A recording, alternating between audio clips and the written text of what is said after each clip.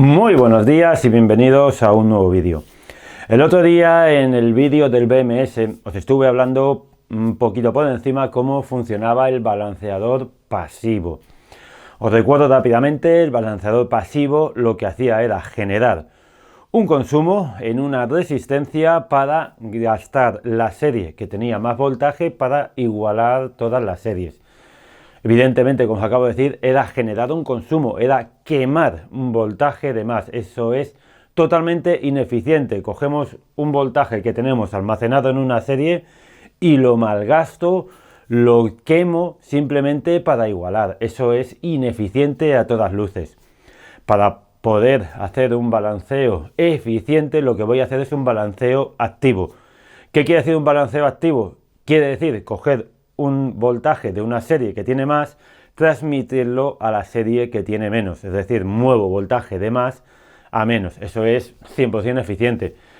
Evidentemente, ¿hay pérdidas? Sí, efecto Joule, tema de porque por los cables se pierde, pero es mínimo, es inapreciable ese voltaje que se pierde. Entonces, un balanceador activo se dedica a mover el voltaje de donde más a donde menos. Vale. ¿Cómo se realiza ese sistema? A través de transistores, pero no son los transistores normales. Supongo que ya sabéis que hay diferentes tipos de transistores. Por ejemplo, en un BMS vamos a encontrar por un lado los MOSFET, que son transistores más potentes. Nos vamos a encontrar normalmente los comunes, los más habituales, que son los BJT o los bipolar de unión, que es como se suele denominar. Y para balanceador activo están los del tipo FET, que son los de efecto de campo. No voy a hablar cómo funciona, cómo se activa, todo el tema de flujo de corriente, si uno tiene más pérdidas o menos pérdidas. Simplemente os quiero comentar que sepáis que comúnmente se usan los BJT, pero para un balanceador activo, esa parte de balanceador activo usa los tipo FET, que es otro tipo de transistor, que es ligeramente diferente interiormente lo que es su fabricación. Estéticamente no vais a ver ninguna diferencia, pero es eso, es un sistema, es otro tipo de transistor que facilita el intercambio de corriente porque tiene menos pérdidas. Evidentemente tiene que haber una especie, llamémosle, de controlador para decir, oye, tú envía a ti, tú al otro, ¿vale? Y eso es obvio. Decir cómo lo hace, pues es un tipo pues de una lógica interna que tiene esa especie de procesador y va diciendo pues pasa de aquí a allí, de aquí a allí. Ahora vamos a meternos un poquito en voltajes y demás cosas. Lo primero, os voy a comentar de manera genérica, ¿vale? Porque vamos a encontrarnos, por ejemplo, con condensadores que pueden mover mayor cantidad de amperios, sin condensadores, ¿vale? Hay incluso con pequeñas especies de inductancias. Últimamente, aquí os pondré alguna fotito, cada vez hay más tipos de balanceadores porque lo que van haciendo es consiguiendo más eficiencia. Vale, como hemos dicho, voltajes mínimo y máximo. Va a variar un poquito si vale para LTO, si vale para LiFePO4 o si vale solo para Li-ion. Podemos encontrarnos desde 1,8 de mínimo hasta máximo 4,2. Detallitos, si baja de 1,8 en el de 1,8, si baja de 2,3 en el de LiFePO o si baja de 2,9 creo que era en el de Li-ion, si baja ese voltaje no pasa nada, como es de menos, ni se activa, no hay ningún problema.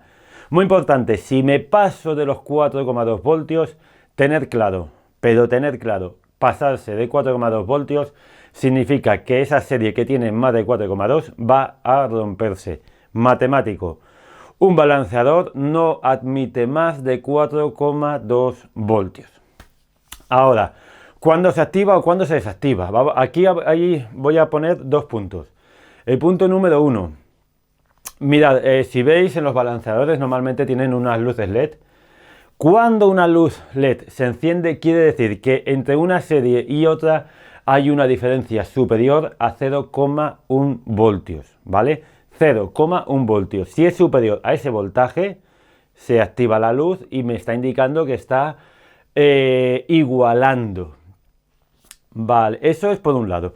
Por otro, desde ese 0,1 hasta 0,03 no va a estar encendida la luz LED, pero sí va a estar equilibrando. Evidentemente ya no va a estar equilibrando, por ejemplo, suponiendo que fuera un balanceador de 5 amperios, no va a estar a 5. Va a estar a 0,015, 0,012, ¿vale? Una cantidad de amperios muy baja, realmente bajísima, pero que sepáis que hasta los 0,03 voltios sí que está balanceando. Eso quiero que quede ese detallito claro. Ahora, he dicho que se activa 0,1. Os acabo de comentar hace un momento, por ejemplo, un balanceador de 5 amperios. Un balanceador de 5 amperios con una diferencia de 0,1 voltios no va a transmitir 5 amperios de lado a lado.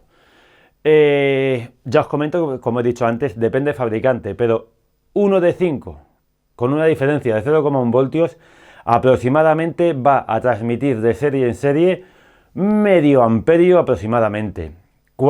Si esa diferencia en lugar de 0,1 es de 0,2 o de 0,15, ya sí que puede transmitir a lo mejor 1 amperio. Si ya es superior a 0,2 voltios, ya puede ser que transmita 2. Y ya seguro que por encima de 0,3 voltios va a transmitir los 5 amperios. Por lo cual, ¿qué quiero decir? Que según la cantidad de voltaje, de diferencia de voltaje entre una serie y otra, los amperios que va a transmitir de una serie a otra va a ser más elevado. Entonces, no es siempre doy 5 o, ¿sabes?, siempre recibo 5, no. Voy a ir variando según sea uno u otro. Vale, el tema de voltajes por debajo de 0, como he dicho, de 0,3 ya corta. Aunque, ojo, ya corta no quiere decir que no tenga consumo. Como hemos dicho, está monitorizando, tiene un consumo aproximadamente de unos 12-15 miliamperios, simplemente la monitorización. ¿Cuándo usar un balanceador activo? Pues bueno, pues eso ya hay que usarlo si a la hora de hacer la batería, pues no son celdas de la misma fecha de fabricación, son celdas de diferente fabricante, ¿vale? Siempre que vamos a ver que va a haber un desequilibrio, siempre que podemos tener esas dudas, pues hay que poner un balanceador. Ojito, balanceador activo no nos va a solucionar todo. Eso que quede claro. Todo el mundo se piensa, pongo un balanceador activo y me olvido. No. Balanceador activo puede admitir un poquito. Pero, por ejemplo, como os estoy diciendo, sigo repitiendo con el balanceador de 5 amperios. Imaginaros que tengo dos series y una de ellas está hecha una mierda porque tiene una celda mal y todas las demás tienen bien. Va a mover tanta cantidad de amperios de un lado a otro, se va a calentar de tal manera que ya os aseguro que se va a romper. Una cosa es que pueda admitir 5 amperios un momentito, un pequeño paso, pero mantener una descarga elevada de una a otra va a explotar. Os voy a poner, si eso aquí, ahora un pequeño vídeo para que veáis cómo explota. Un balanceador, en este caso, en el pequeño vídeo que os voy a poner, quiero que sepáis, era una batería, todas las series eran 7P y dos de ellas tenían 5P, tenían dos celdas mal. Y vais a ver cómo se calentaban tanto los diodos, vamos, los condensadores, que llegaron a explotar. O sea, llegaron a explotar. Y esto es matemático. Un balanceador va a corregir cierto desnivel, pero no es algo milagroso, ¿vale? Que quede claro. Viene muy bien, va a hacer que la vida útil de la batería aguante mucho más, pero no es el milagro. Esto no es que sea la bicoca que os va a salvar, que podéis poner celdas chinas con celdas originales. No podéis hacer eso. Hay que siempre, a la hora de fabricar, intentar que sea lo más parejo posible. Bueno, pues yo creo que con esto ya más o menos hemos aclarado las pequeñas cosas del balanceador activo. Espero que os haya gustado, os haya parecido interesante. Cualquier duda en los comentarios, suscribiros, dad a la campanita y nos vemos en el próximo vídeo. Hasta luego.